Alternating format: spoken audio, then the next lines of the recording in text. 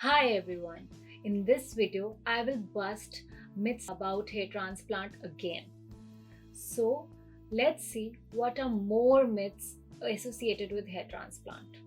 The first one is hair transplant से immediately आपकी baldness cover हो जाएगी. Actually नहीं होती और ये पॉइंट बहुत इम्पोर्टेंट है आपका जानना, क्योंकि हम जैसे ही हेयर ट्रांसप्लांट करते हैं उसके 20 डेज के बाद जो बाल हमने लगाए हैं, रिमेंबर बाल नॉट द रूट्स, जो हमने बाल लगाए हैं वो झड़ने लग जाते हैं और ये 1 मंथ से लेके 3 मंथ्स तक ये प्रोसीजर चलता है. इसको हम शेडिंग फेज बोलते हैं. इस फेज में सारी जड़ें एक साथ अपना बाल नहीं छोड़ती और एक साथ बाल अपना नहीं उगाती. तो कई जड़ें अपना बाल छोड़ती हैं, कई जड़ें अपना बाल नया निकालती है. इसमें हम अभी 3 मंथ्स तक रिजल्ट के बारे में बात नहीं करते. जो आपका एक अच्छा रिजल्ट बनता है वो 7 से 8 महीने तक बनता है. तो इमीडिएटली आपके बॉल्डनेस कवर नहीं होती. दूसरी बात है, the hair that has been transplanted will fall off. मतलब रिजल्ट आने के बाद, हाँ शुरू में तो it will fall off but they will come back again. But result एक बारी जब आपका 8-9 मंथ्स के बाद आ जाता है, कई पेशेंट्स आके कहते हैं मेरे फ्रेंड ने करवाया था उसका तो पूरे बाल चले गए, उसके आया था रिजल्ट फिर चले गए. यूजली ऐसा नहीं होता. आपने जब रिजल्ट आपका आ जाता है उसके बाद वो बाल नहीं गिरते. बट हाँ, वहाँ पे डेंसिटी कम हो सकती है अगर आप मेंटेन ना करें डेंसिटी. अगर आपने एक हेयर लाइन बनवाई है हेयर ट्रांसप्लांट करने के बाद, वो वैसी ही इंटैक्ट रहेगी. उसकी डेंसिटी ऊपर नीचे हो सकती है, वो डिपेंड करता है आपके न्यूट्रिशन पे, आपके लाइफस्टाइल पे, उन सब बातों पे डिपेंड करता है. इसका रीज़न साइंटिफिक है. आप समझिए, आपकी जो मेल पॉटन बॉल्डनेस है कि सारे बाल चले जाते हैं उस बॉल्डनेस में, और लेकिन यहाँ पे बाल इंटैक्ट रहते हैं. तो हम यही जड़ें जो DHT से प्रोन नहीं है उनको निकाल के लगाते हैं. तो ये बाल जैसे यहाँ पे इंटैक्ट थे वो यहाँ पे भी इंटैक्ट रहेंगे. इसीलिए हेयर ट्रांसप्लांट के रिजल्ट आने के बाद आपके जो हमने बाल लगाए हैं वो नहीं गिरते, क्योंकि DHT उन पे नहीं अटैक कर सकता. फिर आता है after hair transplant extraordinary care is required. Well, extraordinary care तो नहीं, लेकिन नॉर्मल केयर इज रिक्वायर्ड. वो तो आपको बालों के लिए नहीं हो, तो आपको अपनी पूरी ओवरऑल हेल्थ के लिए ही करना चाहिए. एक अच्छा लाइफस्टाइल मेंटेन करना चाहिए, अच्छा खाना खाना चाहिए, एक्सरसाइज करनी चाहिए. उस तो आपको क्या कहते हैं, हर वे में बेनिफिट करेगा, हर ऑर्गन पे. तो हेयर भी तो एक ऑर्गन ही है ना, तो वहाँ पे भी वो आपको हेल्प ही करेगा. आप अगर अच्छा लाइफस्टाइल मेंटेन करेंगे, आपके बाल, आपकी स्किन सब अच्छा रहेगा. फिर है large grafts will produce more density. मतलब अगर हम मोटे मोटे ग्राफ्ट्स लगाएं या एक साथ बहुत सारे एक साथ ग्राफ्ट पास पास लगाएं तो बहुत अच्छी डेंसिटी आएगी. जैसे क्रॉप्स को हमें एक डिस्टेंस पे लगाना पड़ता है तभी सारे क्रॉप्स अच्छे से उगते हैं, वैसे ही हमें सारे ग्राफ्ट्स को एक एडिक्वेट डिस्टेंस पे लगाना होता है तभी वो सारे ग्राफ्ट्स उगते हैं. और हमने बहुत बार देखा है, अगर बहुत पास पास नज़दीक ग्राफ्ट लगा दें तो डेंसिटी अच्छी नहीं आती. काफ़ी सारे ग्राफ्ट्स उगते ही नहीं है because both the grafts are fighting for the nutrition in the same area. तो बहुत पास भी नहीं लगाना है और बहुत दूर भी नहीं लगाना है. बहुत मोटे मोटे ग्राफ्ट्स भी नहीं लगाने हैं.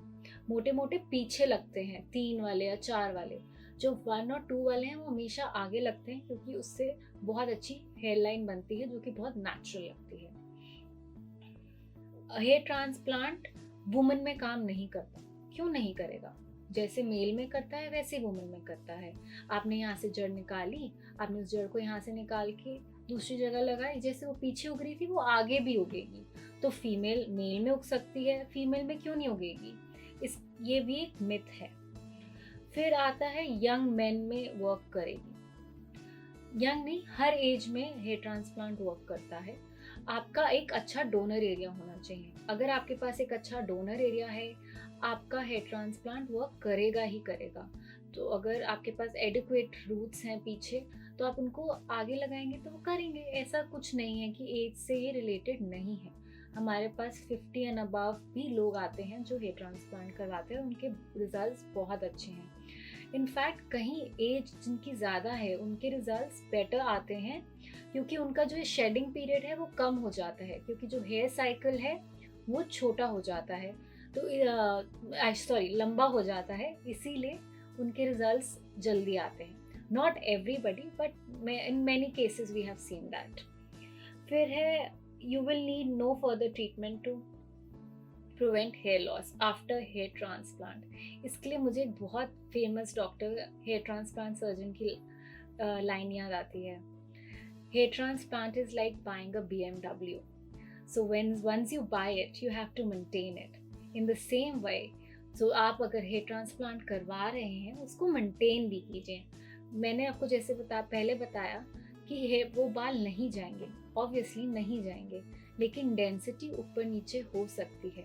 अगर आप उसे अच्छे से मेंटेन करेंगे तो वो आपकी डेंसिटी इंटैक्ट रहेगी.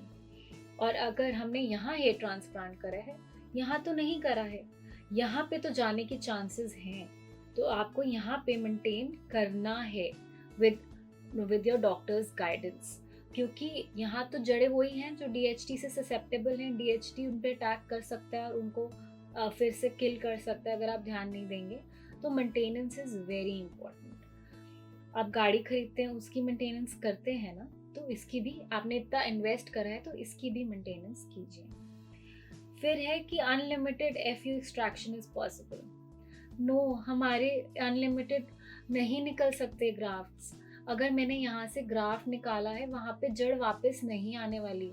हमारे यहाँ पे रीजनरेशन नहीं होता है जैसे एक छिपकली का होता है. छिपकली की पूंछ काट दी तो उसकी नहीं आ जाती है, वैसे यहाँ पे अगर हमने जड़ निकाल दी, नहीं जड़ें नहीं आती. तो फिर 1 सेशन हम FUE में से अराउंड 3000 to 3500 ग्राफ्स निकाल सकते हैं. हम बहुत सारे अनलिमिटेड सप्लाई नहीं है. काश होती तो हमारे लिए भी बहुत अच्छा होता, लेकिन ऐसा नहीं है. तो हमें बहुत ध्यान से आपका डोनर एरिया पे काम करना पड़ता है. FUE doesn't leave a scar. No, it does. ये बहुत बड़ा मिथ है कि FUE से स्कार नहीं आता. FUE से भी स्कार आता है. एक छोटा सा डॉट बन जाता है जो कि आपके एक या दो टोन्स आपकी स्किन के कलर से कम होता है, तो वो भी एक स्कार ही होता है. वो ऑब्वियसली उसकी विजिबिलिटी इतनी ज़्यादा नहीं होती क्योंकि वो छोटा होता है, लेकिन आप गंजे होंगे या अपने बाल ट्रिम करोगे तो वो थोड़ा बहुत दिखते हैं. तो ऐसा बोलना कि क्या कहते हैं it is scarless process is a wrong commitment. और यूजली हमने देखा है कि जो थोड़े डार्कर कम्प्लेक्शन के लोग होते हैं उस पर थोड़ा ज़्यादा विजिबल होता है, और जो फेयर होते हैं उनमें कम विजिबल. इनफैक्ट जो स्कार है, अगर आप कोई फेयर जिन्हें देखोगे उसमें कम विजिबिलिटी होती ही है. फिर क्योंकि दीज आर हाइपोपिगमेंटेड स्कार्स. फिर उसके बाद आता है after hair transplant one need to take medicine throughout the life. Well, not continuously, I will say. You will have to take medication on and off according to how much hair fall you're having. अगर आपका एक बारी हमने कर दिया 1 year तक आपने थोड़ी बहुत मेडिसिन ली. मिनॉक्सिडिल मैं ऑब्वियसली एडवोकेट करती हूँ कि आप उसे रेगुलरली यूज़ करें, उसके कोई बहुत मेजर साइड इफ़ेक्ट्स नहीं हैं. लेकिन जो दूसरी हैं वो आप ऑन एंड ऑफ भी ले सकते हैं. आपका एक बारी अच्छा रिजल्ट आ गया तो उसके बाद आप थोड़े टाइम के लिए छोड़ सकते हैं मेडिसिन, नॉट मिनॉक्सिडिल. फिर आप फिर से अकॉर्डिंग टू आपका कैसे चल रहा है प्रोग्रेस, अगर आप अच्छे से न्यूट्रिशन वगैरह खा रहे हैं, एक्सरसाइज कर रहे हैं, तो आपको मेडिकेशन की ज़रूरत नहीं पड़ेगी.